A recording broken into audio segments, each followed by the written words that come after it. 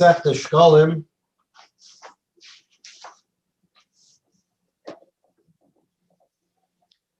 We're in Perek Zayin. We're up to Mishnah Zayin, which is page 60 of your Mishnayos. But first, we need to review something we learned last week.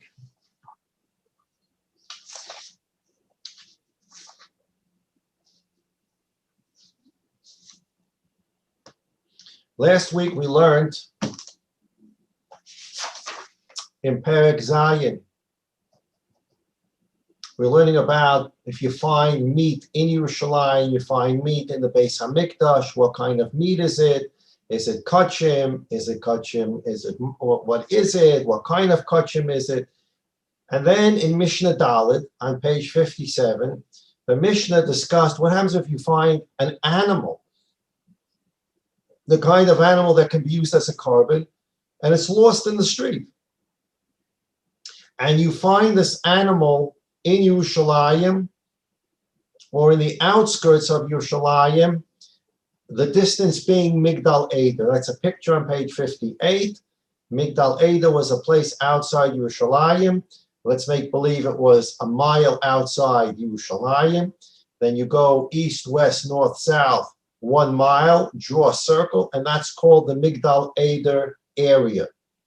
So whenever we talk right now about a lost animal, we're talking about Migdal Eder area. Outside the Migdal Eder area, completely different rules. Inside this area, we have a presumption that an animal that is of the male or female, but it is of the right age that a carbon could be brought. There's a presumption that an animal that's that close inside Yerushalayim was lost by the owner on his way to bring it as a carbon. So the Mishnah in Dalet said that if an animal is found in the Yerushalayim Migdal Eder area, so if it's a male animal, you bring it as a carbon ola. The finder of the animal brings it to the Beis Hamikdash, and it has to be brought as an ola. If it's a female animal, then it becomes a carbon shlomen. And then Rabbi Yehuda had his sheet about a carbon Pesach. We don't pass like Rabbi Yehuda. For us today, what we need to remember is an animal is found in the Migdal Eder zone. The finder brings it to the Beis Hamikdash. A male is brought as an ola. A female is brought as a shlomen. And as I mentioned last week, when we learned the Mishnah, this is a very, very brief summary of all of the halachas that are discussed in another place in the Sechta Kedushin, about what you do when you find an animal. How old is the animal? Animals only of a certain age can be brought for certain kabbalas. What do you do? So that discussion, in-depth discussion, is somewhere else. But here we have just general rule. You find the animal in Migdal Eder zone, male, ola, female, shlom. We have a little problem now. The finder is a wonderful Jewish citizen. He finds the animal in the Migdal Eder zone. He takes the animal. Maybe he tries to find the owner. Maybe he can't find the owner. Maseches shehoya kachoya. That's the story. He brings the animal to the Beis Hamikdash, and he brings it to the Kohen. He says, look, I found this animal in the Migdal Eder zone. It's a male. The Kohen says, wonderful. We have to bring it as a carbon ola. But, Mr. Finder, a carbon ola needs nesachim. You have to pour wine on the mizbeach, bring a mincha. There are things you have to bring along. Let's talk about the nesachim, the wine. The Kohen says, I can't bring this as a carbon ola. When an owner brings a carbon ola, he has to bring the nesachim. He has to bring wine. Where's the wine? The finder says, what do you want from me? I just found it. I'm bringing it to you. So Mishnah Hay said, Barishona hayu mamashkin es moitzeha. Originally, a finder of such an animal, Migdal Eder zone, was required in the very good citizen. He brought it Beis Hamikdash, and now the good surprise for him was the Kohen said, you're going to have to pay for the wine that's poured with this carbon. Not only that, if the finder refused to pay for the nesachim, Beis Din would go into his house and take collateral until he paid for the nesachim. Akshehu mevi nesacher. Chazru liyos manichen oisa ubarchen. This is page 58. So people who would find animals in the Migdal Eder zone would not touch it with a 10-foot pole. The rule got out. If you find it and bring it to the Beis Hamikdash, you're going to pay for the nesachim. So people stopped taking the animals to the Beis Hamikdash. They didn't want to be responsible. Hiskinu Beis Shu nesacher bo mishel tzibur. Beis Din, as we mentioned earlier in the Maseches Shabbos here today, Beis Din has the power to make tanoim, make conditions about how money is going to be spent in the Beis Hamikdash, particularly from the Machzis HaShekel. Beis Din can make rules. We're going to use the money for this. We won't use the money for this.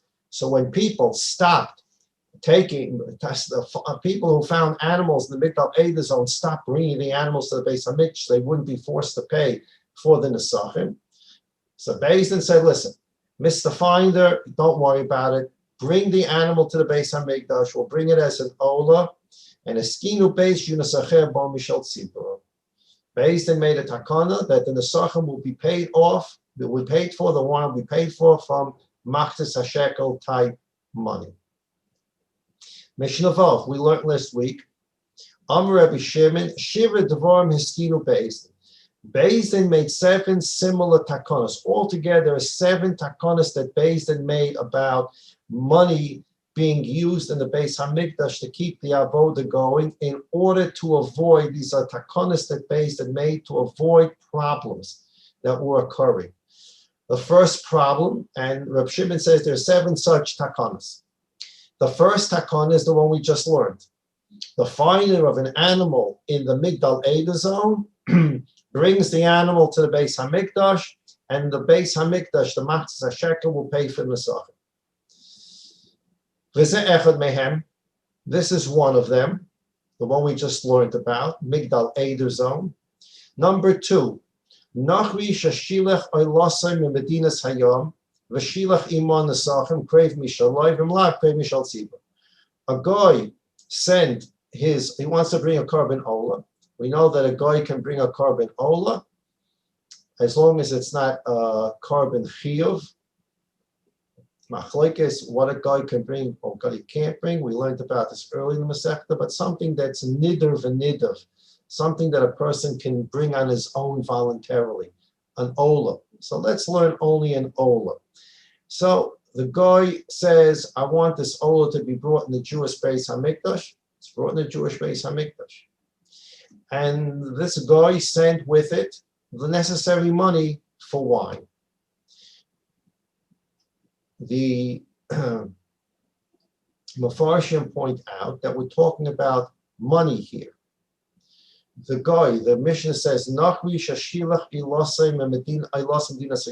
guy sent his animal to be an ola. He sent it from outside Eretz Yisrael. Pashut, the reason that the Mishnah says outside Eretz Yisrael, because goyim should live outside Eretz Yisrael. That's where they live. If a guy wants to live in Eretz Yisrael, at the very least, he has to become a ger taisha. So the Mishnah is talking about sort of a dova hoiva, a usual case. A guy is in Chutz Loretz, and he sends an animal to the Beis Hamikdash for his carbon ola, and he sends the money to pay for the necessary wine. But he doesn't send the wine. Even if he sent the wine with a yid, he said, Ruvain is in Chutz Loretz. I don't know why he's in Chutz Loretz, but he's in Chutz Loretz. Ruvain's in Chutz Loretz, and the guy says, Ruvain, do me a favor. Take this animal to the Beis Hamikdash as a carbon oil, and go buy wine with this money, because I know you have to bring wine with the carbon oil. So Ruvain takes the money, and he goes into his local Borough Park, Williamsburg, Muncie wine store, and he buys mamish wine that's behechshe gomor, it's properly produced. They know all these halachas in Williamsburg, Muncie, and Borough Park. They know all the halachas of how to make wine for the Beis Hamikdash. And they make it, and on the label of the bottle, it has 15 hashgachas on it. The Litvisha hashgachas, the Hasidisha hashgachas, the no hashgachas, the hashgachas you never heard of. It has 15 symbols on it. Beis Hamikdash l'nesachim. Now Ruvain goes off and he brings the animal to the Beis Hamikdash with the wine. the wine will not be poured on the Mizbeach. The wine became Tameh. We learned about this, we learned weeks ago, a Mishnah in Nazir. The wine is Tameh. The animal's not Tameh. The animal's alive. Alive animals that can't become Tameh. So the animal's fine. The wine is Tameh. You can't pour it on the Mizbeach. Why is it Tameh? It has 15 hashgachas on it. It's Tameh because it's wine that came from Chutz La'aretz. Anything that's outside the borders of Eretz Yisrael has automatic tumah attached to it. So the guy would not send wine, he would send money. So if the guy sent money for wine, and the wine is bought in Eretz Yisrael, and the oila comes, no problem. But what happens if the guy sent the animal but didn't send money for the wine? So it's also a takana. The machtes hashekel type money in the Beis Hamikdash would pay for the wine, for this guy's carbon. So that's number 2. Takana number 1 is the Migdal Eid zone. Takana number 3 is a guy that sent his carbon but didn't send wine, money for wine. Next takana, v'chein ger shemeis v'niach zevachim. Number 3, a ger died without any relatives. If a ger didn't get married, when he dies, he has no relatives. He has no brothers, he has no sisters, he has no parents. Halachically, he's not related to them. We're not going to get into all those halachas of his relationship with his parents and keep it ava'im and all those halachas. There are halachas about that. But in terms of pure halacha, he has no relatives that are yoyrishim. So the ger died, and he left behind animals that we know, his neighbors know, that he designated these animals to be a korban. If the ger left over nesachim, wine or actual money for wine, so no problem, kreid mishaloi. We can't go to any yarshim, we can't go to any family member and say, pay for the wine. There are no family members. Based and made a takana, you can use matzis hashekel type money to pay for the ger's nesachim. That's number 3. Utnai Bezdin, and then there's a Tnai Bezdin. Why the word Tnai Bezdin is used here, we won't go into. It's a new lashon. The Mishnah, Rabbi Shimon started the Mishnah by saying there are 7 takonas, and now all of a sudden he uses the word Tnai. Okay. So how many cases do we have so far? Migdal Eder, finder, animal. Goy, sending an animal without wine. A ger dies, left behind animals for a carbon, but not money or the wine for the carbon. Number 4, Utnai Beis who al kohen gadol shemei shetei minchasai kreva mishal tzibur. Beis made a condition. A kohen gadol dies, and we learned this in Masech the Tamed. We learned in Masech the Midas. Every day the kohen gadol had to bring minchas chavitin, and he had to pay for it himself. The kohen gadol. He brought a certain amount of flour to the Beis Hamikdash, and 12 chalos were baked in the morning. 6 of those chalos were consumed on the Mizbeach with the morning carbon tamid, and 6 of those chalos were consumed in the afternoon with the carbon tamid shel bein habayim. What happens if the kohen gadol died? So there, you can have all kinds of cases. The kohen gadol died in the morning before the carbon tamid shel shachar. The kohen gadol died in the afternoon after the carbon tamid shel shachar was brought, but before the carbon tamid shel bein habayim was brought.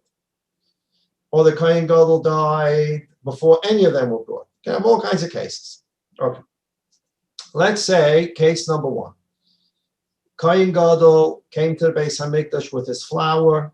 They baked the 12 chalas in the morning. They burnt the 6 chalas on the Mizbeach for the morning, carbon tamid shel shachar. And Nebuch the kohen gadol dies between then and the afternoon, carbon tamid shel bein habayim. But they baked already 6 chalas for him to be burnt in the afternoon. But he's not here anymore, Nebuch, he died. What do we do with those 6 chalas? We leave them to the next day. They become nosa, they become time expired, and they get burned. You can't burn those chalas on the Mizbeach in the afternoon because the person who owns those chalas, the kohen gadol, is no longer living. You can't bring it for a person that's not alive. So we leave it for the next morning. So what do we do that afternoon? So if we appointed a new Kohen Gadol, we had someone we appointed right away, that Kohen Gadol has to bring flour to the Beis HaMikdash to bring 12 challahs at night. Not going to just bring 6, he's going to bring 12 at night. Okay. What happens if we don't appoint a Kohen Gadol? It takes a day, 2 days, 3 days, a week, a month till we appoint a new Kohen Gadol. You have to bring the Minchas Havita. Who's going to pay for that Minchas Havita? So Rabbi Shimon's opinion is that there's a Tanai Basin al Kohen Gadol Shemes Shetemen Chasei Kreva Mishal Tzipor. Another example. The money of the Matzes HaShekel was used to buy for this flour, but unlike when the Kohen Gadol is alive, where 6 in the morning and 6 in the afternoon, 12 are baked in the morning, 6 are consumed in the morning, 6 are consumed on the back in the afternoon. When the Kohen Gadol has died, there's no replacement yet. You have to have enough flour to bake 12 in the morning and put them all in the mizbeach in the morning, and 12 for the afternoon, and burn them on the mizbeach in the afternoon. Why do we need 12? Why can't we do 6 and 6?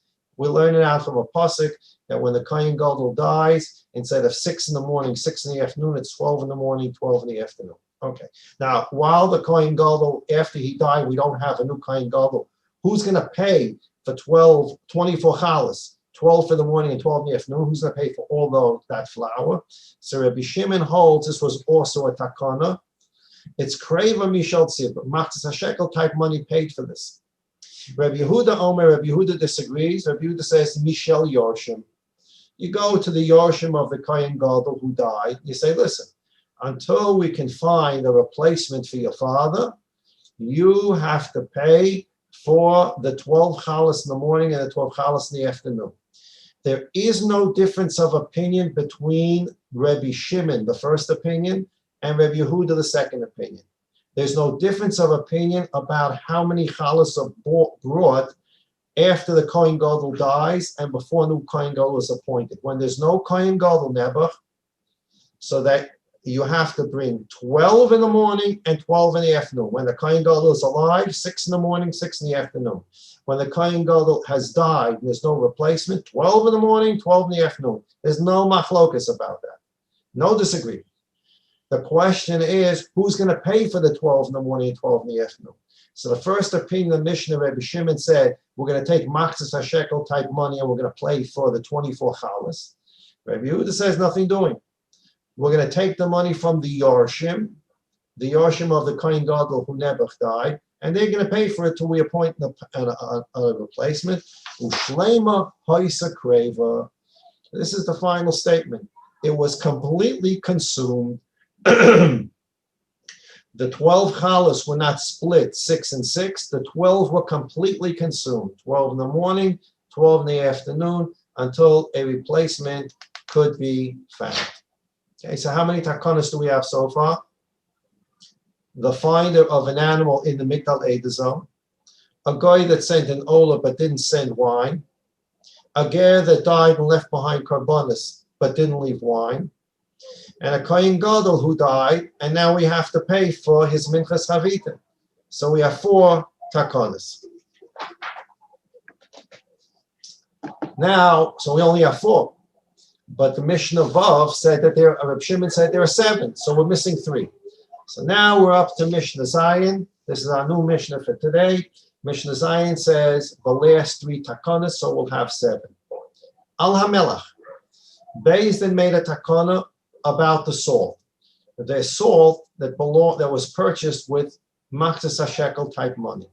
It was the salt that was used to salt the karbonis. You can't salt the karbonis, salt the mincha. Remember, we learned this in Masechet Tamid. Pasuk says in Vayikra kol karboncha takriv melach.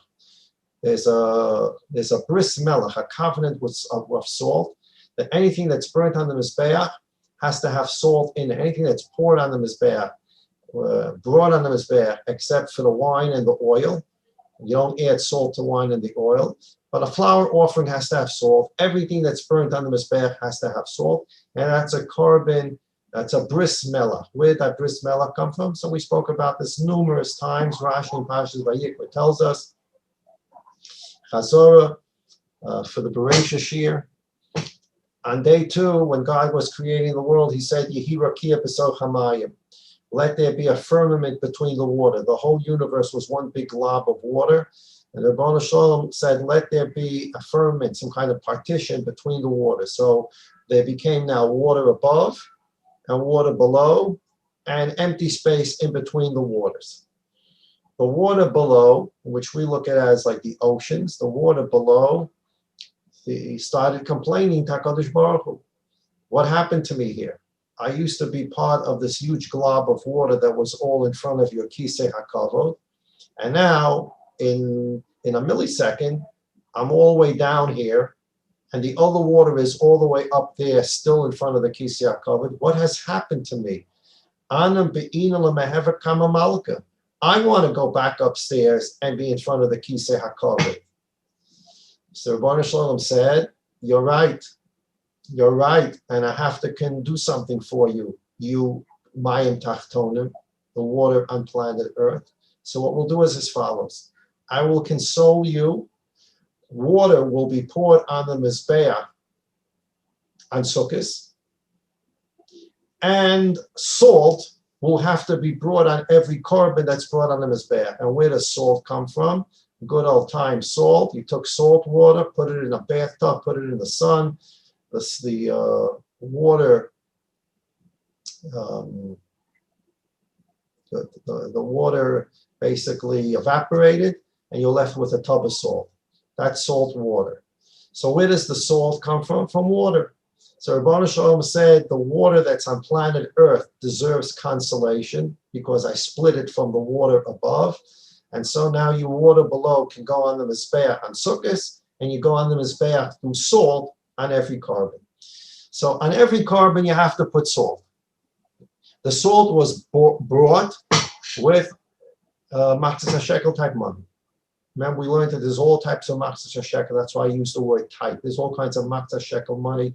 The new Maseches HaShekel, the old Maseches HaShekel, the leftover, the moiser. We learned about the sheets that went into each level of the new Maseches HaShekel. Each of the Maseches HaShekel monies levels we use for different things. So they brought salt for the Beis HaMikdash. The Chachamim made a takana, and this is number 5, that when a kohen is going to eat meat in the Beis HaMikdash, for example, a korban chatas, the kohen gets the meat, it's kodshei kodshim. A kohen's going to get meat from an oshel, kodshei kodshim. He is going to have to eat the meat inside the azorah. He can't take it outside the azorah. He has to cook it in the azorah. He wants to salt it. He wants to salt his meat. So Chachamim made a takana that even though this meat is being eaten by the kohen, it's not being consumed on the Mizbeach, the Kohanim were allowed to use this salt that was bought with Maseches HaShekel type money. They were able to use the salt to salt kodshim meat to eat in the Beis HaMikdash. What happens if the Kohen Gadol came into the Beis HaMikdash, the Kohen walked into the Beis HaMikdash in the morning with a lunchbox, and in his lunchbox, his wife made him a steak sandwich. She doesn't know if he's going to get karbonis that day, right? There's Batei Avos, Beis Av. She doesn't know. Says, listen, Chaim, I made you a good steak sandwich in case you don't get a piece of meat today. Here's your steak sandwich. And Chaim opens his lunchbox. He wants to eat a steak sandwich. He takes a bite. He realizes the meat needs a little salt. For that, he cannot use the salt in the Beis HaMikdash. That's his own private chulin meat. The takana here is a kohen can use salt that was bought with Maseches HaShekel type money to salt kodshim so he can eat, not to salt his own private meat. So that's takana number 5. Salting kodshim meat so the kohen can eat it. V'al ha'etzim, they made a takana on wood. We know how much wood was needed for the Beis HaMikdash, for the Maracha, Gedayla, the Maracha, Ketayris, the Maracha Tamid, the 3 Marachas on the Mizbeach. Every day they brought new logs of wood. Need a tremendous amount of wood in the Beis Hamikdash. And then they needed wood in the Beis Hamoked, where they kept the fire going, where the Kohanim were able to warm themselves because they walked barefoot. We learned about this in Masechta Midas and Masechta Tamid. The Kohen has a piece of korban chatas that he'd like to eat, it's kachim. He's allowed to use the salt that's bought from matzah shekel money, but now he has to cook his meat. To cook his meat, he needs wood to start a fire. Chacham made a takana that the Kohanim can take wood that was purchased with matzah shekel type money, make a fire from this wood, and put a pot on it to cook kachim meat. Again, if Chaim, the Kohen's wife, sent him with a piece of meat that needs to be cooked, a private piece of meat, he cannot use that Beis Hamikdash wood to cook that piece of meat. The takana is kachim meat. Takana 5, kachim meat can be salted with matzah shekel type salt. Takana number 6, kachim the kohen can cook on a fire that's made with wood that was bought with matzah shekel money. So we have 6. What's takana number 7? Val hapora. How many do we have so far? Let's see. We have, maybe I miscounted. We have the finder of an animal in the Migdal Eder area, the guy who sent a korban ola without wine, the ger who died left behind a korban without wine, the kohen gadol who died, and they have to bring the minchas chavitim. That's 4. I'm sorry. Number 5 was that the kohen can use the salt to cook kachim, to salt his meat. Number 6 is a kohen can use the wood that was bought with the matzah shekel, so that he can cook his kachim on that fire. And now number 7, val hapara shelo yumalim ba'afra. The para aduma was burnt. They used the ash. They mixed it, water, v'chulu v'chulu. There was the ash of the para aduma. There was no din me'ila. If a person took the ash of a para aduma and he was not tomei mace, so he really didn't need it, but he used it because he heard that ash is good to stop bleeding. So he's looking for some ash, and he takes ash of the para aduma to help him stop bleeding. Is that me'ila the misuse of a korban? So this is sort of a roundabout halacha, which we won't go into. The bottom line is that there's no me'ila in the ash of the para aduma. Valakinim hapsuloi shiubois mishel tzibur. Okay, and the kinim, the bird. Remember the way birds are brought in the Beis Hamikdash. We learned that there's a shofar. There are 13 pushkis in the Beis Hamikdash. And these 13 pushkis had different things written on them. A person that was required to bring kinin, a man or a woman that gave birth, a man, a zav, a woman, a zava. So they came to the Beis Hamikdash and they put money in the pushka that said on it kinin. At the end of the day or during the day, the kohen would go into the pushka, the gizbar, the treasurer would go into the pushka, take out the money. Half of that money would be used to bring bird ola, and half of that money would be used to bring bird chatas. Because these people, like yoledas, have to bring a bird ola and a bird chatas, etc. So any money that got put into that pushka was to be used half ola, half chatas. So what happens? People came to the Beis Hamikdash, they put their money into that pushka, and then they were able to be saimach on the fact that a bird for an ola and a bird for a chatas would be brought. How much time do they have to wait before they can assume that it was brought and they are therefore ritually pure again? They're all complicated sugis. Anybody ever learned Masechta Kinin? It's one of very, very difficult Masechtas in Shas, Mishnayos in Shas. But here we're dealing with a much simpler problem. Here the issue is people put money into the pushka. They opened the pushka, they bought birds. How did the Beis Hamikdash business work? We learned about this early in the Masechta. The gizbar would go into the marketplace and he would make business deals with sellers for a whole year. He would come to a price with a wine merchant and say, this is how much I'm going to pay you for every gallon of wine. This is the set price, $1 for a gallon. And then we learned in the Mishnah what happens if the price of wine went up or the price of wine went down. But this is how the Gizbor did business. He went into the marketplace and he started looking for the best deal he can get on flour for the year, etc. The same thing is true for these birds. He would go into the marketplace and look for a sapak. He would look for a bird, a pigeon distributor, and he'd look for the best deal he can get. You will be supplying pigeons for the rest of the year, and here's the price that will be paid. Or maybe they did it by pigeon. Every pigeon will be 25 cents, or every pigeon will be $1, whatever price they send. You're going to have the same issues. Pigeon prices go up, pigeon prices go down. Generally speaking, as we learned in the Mishnah there, all the risks were on the distributor seller.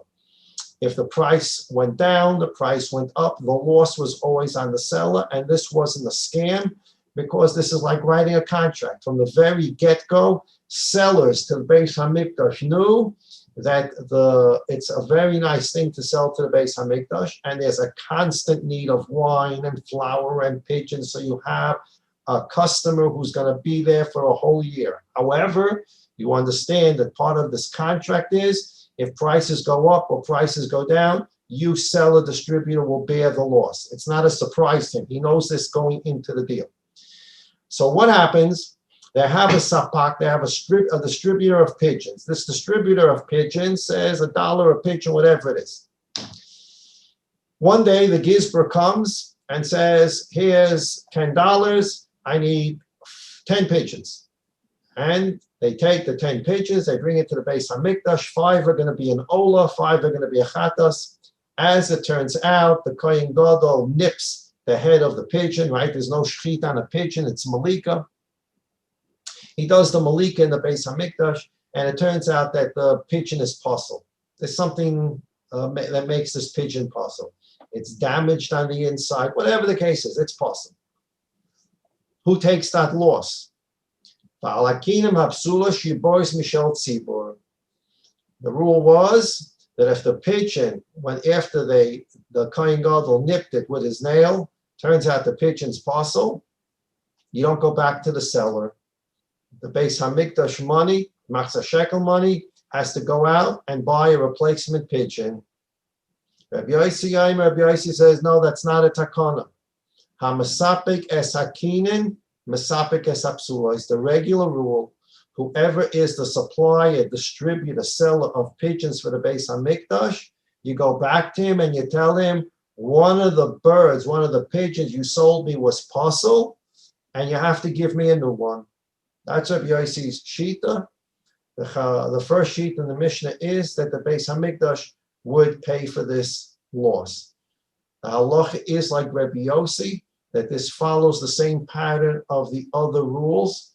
So, for example, we learned the person that the Gizbor made a deal with to supply wine to the Beis HaMikdash, and they bought wine, and then some of the wine goes bad. It turns sour. They can't use it on the Mizbeach.